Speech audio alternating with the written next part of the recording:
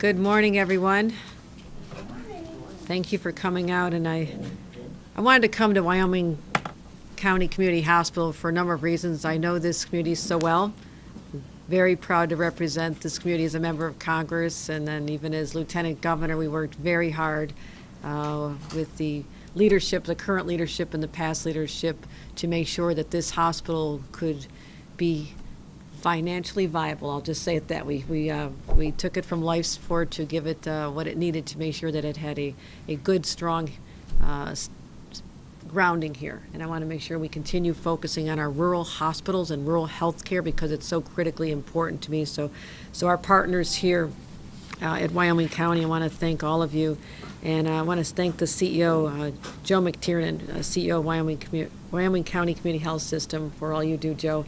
I know this is not easy. It's a tough time to be in the hospital facility space. It's been a real challenge since the beginning of this pandemic. And I know people like you have had to deal with a lot of unforeseen circumstances. I'll be as diplomatic as I can say. It's been hard. It's been really hard. And I thank you for continuing to hang in there, Joe, and working with Dr. Greg Collins, the Commissioner of Public Health, our medical director here as well, critically important partners to all of us. Laura Palucci, Public Health Commissioner here in Wyoming County, and Rick Cosmerl, the President of the Wyoming County Community Health System, and these are our healthcare partners. I also want to give a shout out to real leaders here in this community, the elected leaders. And I'm going to start with Chairwoman Rebecca Ryan, Chair of the Board of Supervisors in the Town of Warsaw Supervisor. We've been friends a long time.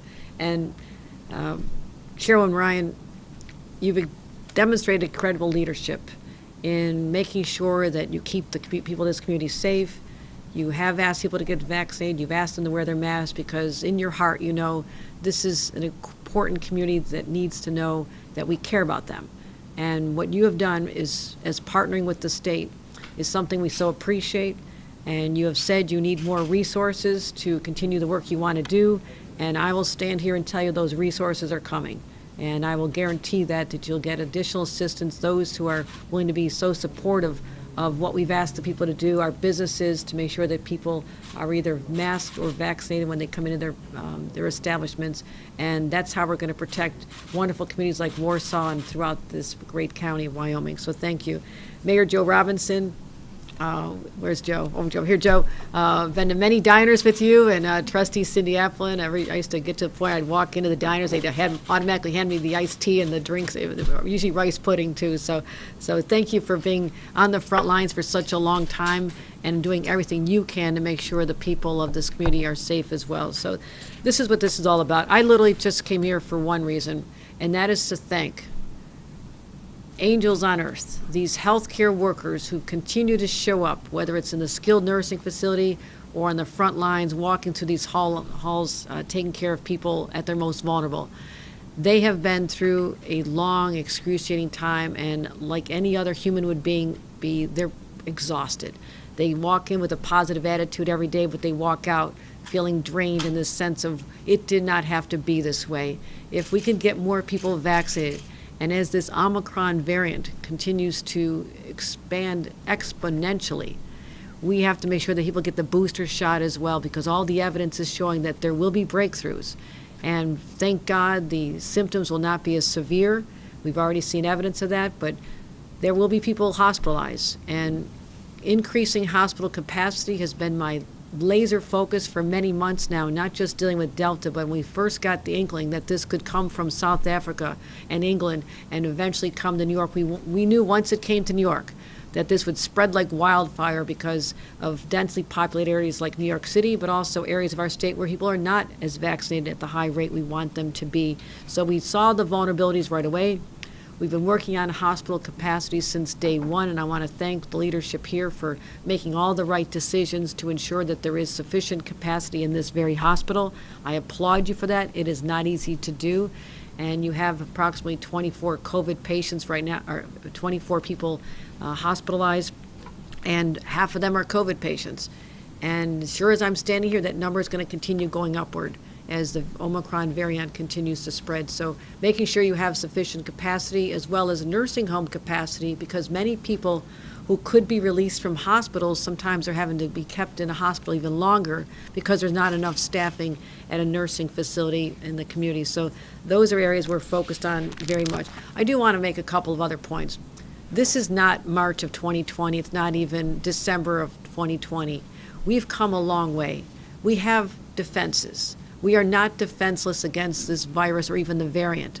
We have all the options we need, and that is vaccinations for children on up from age 5 all the way to adults, making sure they're safe, they can return to school when they come back from their Christmas breaks, also making sure that people get the booster shot, as well as the availability of testing and vaccination sites throughout the state. We're continuing to add more and more. We're talking, we're in regular contact with county executives, county leaders, county boards of supervisors, as well as the local public health departments to find out what they need. We also are going to have a very, very expansive testing program where we're going to be having a portal available for people to be able to order test kits. At some point, we're setting that up as we speak, focusing on areas where there is a lower compliance rate, because what we want to do is make sure that people show symptoms, that they get tested, or if they've been exposed, they get tested, because this is how we can stop the spread from getting even more out of control. If people are feeling sniffles, a little bit sick, get tested right away. We want to make sure that you stay home, stay protected, don't spread the virus. On the other hand, we're going to end up with another situation. We're not going to have enough people working in our various facilities or working in our restaurants, working in our various businesses that populate downtowns like Warsaw here. And we want to make sure that they're tested, know whether it's just a common cold or they have the flu, allergies, or whether it really is COVID. So having that data point is really important to know exactly what you have. So we're actually focusing on more availability of testing kits, hospital capacity, more vaccinations as well. And as I mentioned, more tests are on the way. This is a county that has over 6,000 people have tested positive for COVID right now. That's out of a population of 40,000. You do the math. That's about 14% of the population testing positive. And these are people who test positive in places where we can track them. People who may be now diagnosing themselves at home because they have the test at home. We're not always getting that data. We want to make sure that people know. Call into your local health department so we can have more accurate numbers. So those numbers are troubling. And I predict that after Christmas, they're going to continue to go up. We foresee this. But it does not have to have anywhere near the same severity as we went through a year and a half ago, 20 months ago.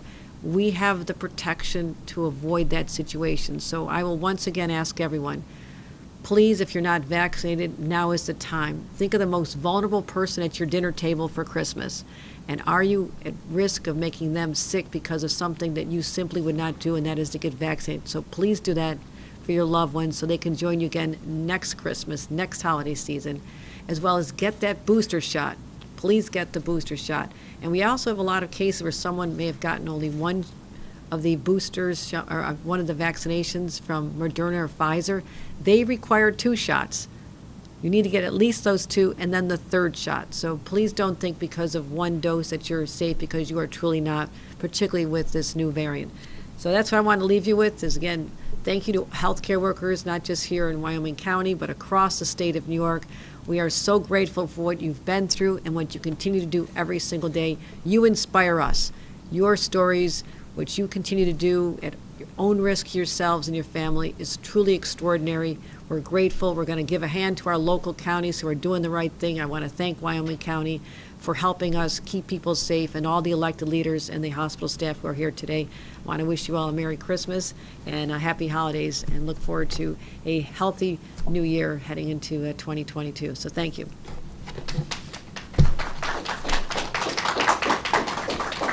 Any questions? Governor, you talked a lot about vaccinations, we talked a lot about masking here locally.